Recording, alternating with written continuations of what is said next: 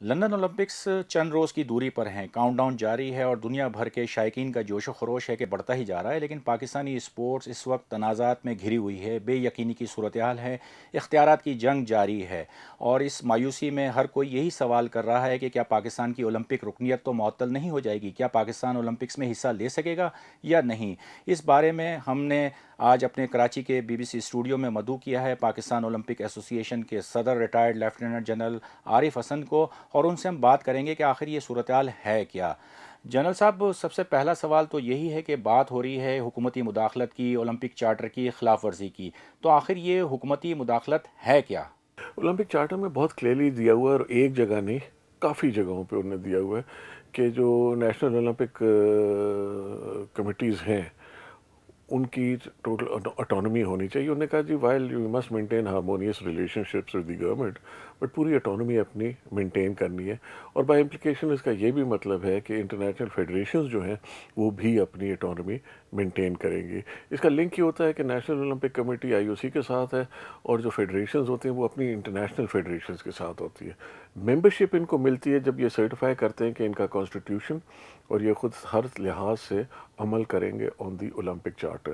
نو اگر کوئی ایسی شک آ جائے گورنمنٹ کے اس میں، تو وہ ہمیشہ یہ ریکویسٹ کی جاتی ہے کہ گورنمنٹ اس کو ریوائز کر لے، ریویو کر لے، اور جو کہ انٹرنیشنل نارم کا طریقہ ہے، اور اس کو to bring in line with the Olympic charter. اب جب ایسی کوئی شک آ جائے اور اس کو نہ ریموو کیا جائے تو پھر اس پہ پھر پرابلمز آ جاتے ہیں۔ جنرل صاحب، یہ بتائیں کہ آئی او سی کی کوئی پالیسی ہے کھیلوں کی قومی فیڈریشنز کے جو عہدیدار ہیں ان کی مدت کے بارے میں؟ آئی او سی نے بڑا کلیئرلی دی ہے کہ جی جہاں تک آئی او سی کا تعلق ہے، یہ ایک انٹرنل میٹر ہے فیڈریشنز کا۔ فیڈریشنز کا جو کانسٹیٹیوشن کہتا ہے وہ اپلائی ہونا چاہیے۔ اگر فیڈریشن کہتا ہے کہ جی 1 سال کا ٹینیور ہے تو 1 سال کا ہوگا، اگر فیڈریشن کا کانسٹیٹیوشن کہتا ہے کہ 5 سال کا ٹینیور ہے تو 5 سال کا ہونا چاہیے، ایک ہونے چاہیے ٹینیور، 6 ہونے چاہیے، مگر یہ ان کی اپنی جنرل اسمبلی ڈیسائیڈ کرے گی، اور یہ اسی کا مقصد، اٹانومی کا مقصد ہی یہی ہے کہ وہ خود ڈیسائیڈ کریں کہ وہ کیا کرنا چاہتے ہیں۔ جنرل صاحب، یہ معاملہ اب آئی او سی کے پاس ہے اور پتہ نہیں اب وہ کیا فیصلہ کرتے ہیں، لیکن گزشتہ دنوں پاکستان اسپورٹس بورڈ کی جو ایگزیکٹو کمیٹی ہے اس نے اجلاس کیا اور اس میں یہ کہا گیا کہ کھیلوں کی جو قومی فیڈریشنز ہیں ان کے جو وہ عہدیدار جو تیسری مدت کے لیے منتخب ہوئے ہیں وہ اب اہل نہیں رہیں، تو کیا اس کا اطلاق پاکستان اولمپک ایسوسی ایشن پر بھی ہوتا ہے؟ جہاں تک جہاں تک ٹینیور کا تعلق ہے، اس میں نہیں ہوتا، کیونکہ ایک تو ابھی بار بار آپ کو دیکھا گیا ہوگا یہ سپریم کورٹ کا ڈیسیشن کہتے ہیں۔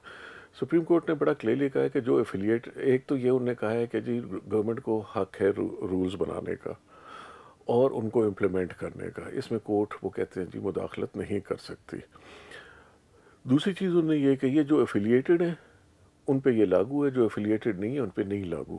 جہاں تک این او سی کا تعلق ہے، پی او اے کا تعلق ہے، پی او اے تو ہے ہی نہیں ان کے ایفیلیٹڈ، اور یہ کئی جگہ وہ کہہ جاتے ہیں کہ ہے، مگر میں ان سے یہ کہتا ہوں کہ جی اگر ہیں تو ہمیں کلیئرلی بتا دیں، کیونکہ پھر اس کا مطلب یہ ہوا کہ آپ نے لاہور ہائی کورٹ کے سامنے جو اپنا ایفیڈیوٹ سائنڈ جمع کرایا ہے، اس میں آپ نے بالکل کلیئرلی کہا ہے کہ P O A is not affiliated with you.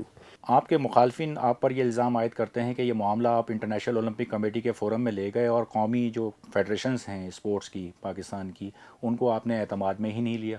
اس میں جی دیکھیں دو چیزیں بڑی کلیئر ہیں۔